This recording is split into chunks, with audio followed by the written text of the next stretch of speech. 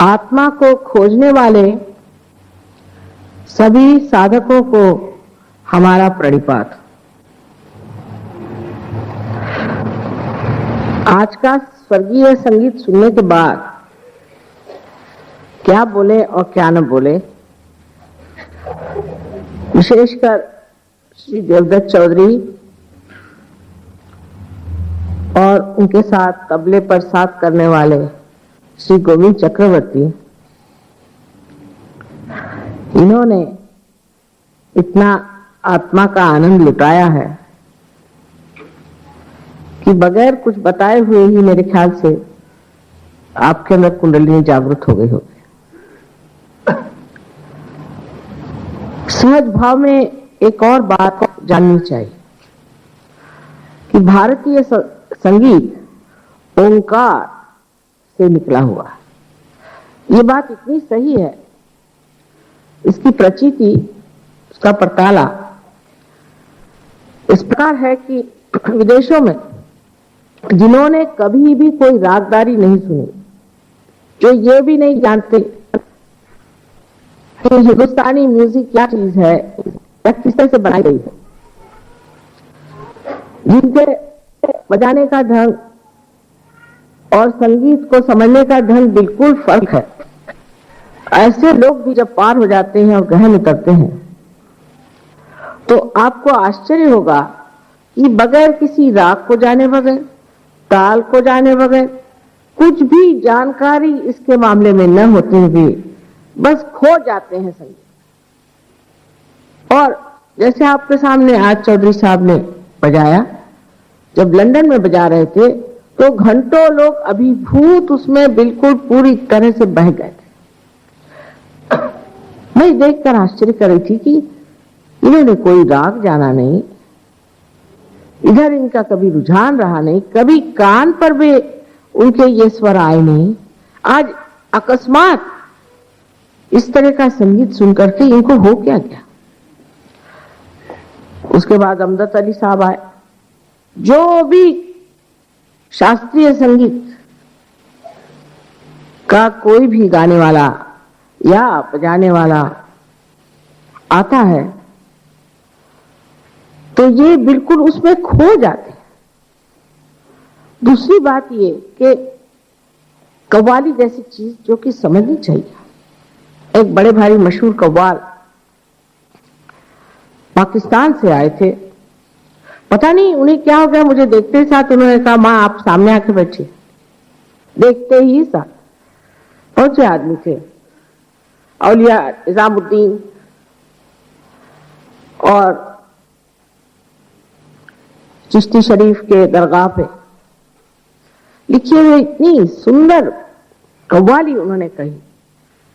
अर्थात हम तो समझ रहे थे, लेकिन ये अंग्रेज जो कि कभी भी इन्होंने कव्वाली नाम की चीज कान में नहीं सुनी थी, इनको कुछ मालूम भी नहीं हो रहा था कि क्या ये गा रहे हैं, उसके शब्द भी नहीं समझ रहे थे और उसमें एकदम से मगन हो गए।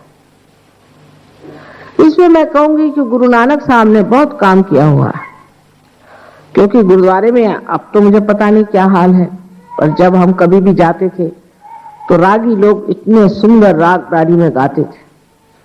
अब मुझे पता नहीं क्या हाल है, क्योंकि उन्होंने भी इस बात को पहचान लिया था कि हिंदुस्तानी संगीत पद्धति में वो विशेषता है। इसी तरह से दक्षिण हिंदुस्तानी संगीत भी बड़ा ही मनोरम है, लेकिन उसके लिए मैं सोचती हूं कि हम हिंदुस्तानी थोड़े अड़ियल तट्टू हैं।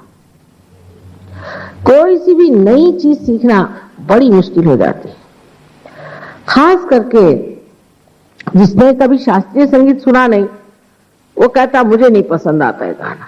बड़ा आश्चर्य है, पार होने के बाद तो ये गाना पसंद आना ही चाहिए। मैंने भी कभी संगीत सीखा नहीं, हालांकि मेरे घर में बहुत ज्यादा संगीतमय वातावरण रहा, ये तो मैं मानती। सभी गाने वाले और सभी एक से एक मशहूर लोग हैं, लेकिन एक मैं हूं कि मैंने कभी गाना सीखा नहीं, कभी बैठ करके कभी गाना गाया नहीं। तो भी कहूंगी कि ये नहीं कह सकती कि मैंने गाने सुने नहीं, क्योंकि बड़े बड़े लोगों को मेरे पिताजी बुलाते थे और उनके गाने कराते थे। हमने तो ऐसे लोगों को सुना है कि शायद आप लोगों ने सुना नहीं होगा, लेकिन इसका कोई ना कोई बड़ा गहरा संबंध आत्मा से है। ये तो बजा रहे थे, लेकिन जो गाने वाले हैं उनको भी इसी प्रकार, और उनका इतना मान होता है वहां सहयोगियों के। लेकिन अपने जो वहां हिंदुस्तानी लोग जब कोई सा भी म्यूजिक प्रोग्राम अरेंज करते हैं तो मुझे पता ये हुआ कि वो इन बेचारे आर्टिस्ट लोगों का रुपया मार लेते हैं। माने उनके अंदर जरा भी संगीत के प्रति कोई भी आदर नहीं।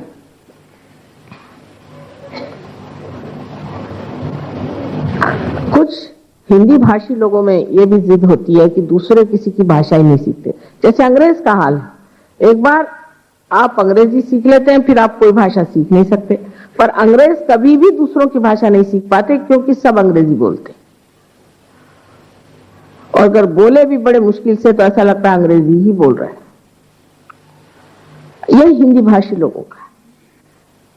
अब अगर उन्होंने कभी रागदारी को सुना नहीं तो उनको रागदारी पसंद नहीं आती, लेकिन इनको देखिए ना, आपसे भी ज्यादा तादाद में लोग वहां सुनते हैं इनका संगीत। आशा है आपके भी हृदय के द्वार खुल जाएंगे और आप भी आत्मा के इस झंकार को सुनेंगे।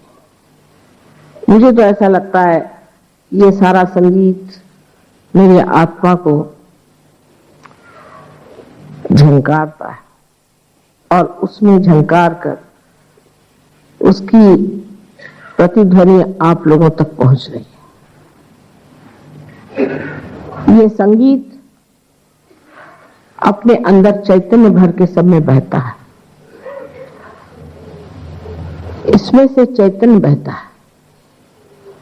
हमारे पास कितनी गहरी चीजें इस देश में है, इस गहरी चीज को पाना चाहिए, उसको जानना चाहिए।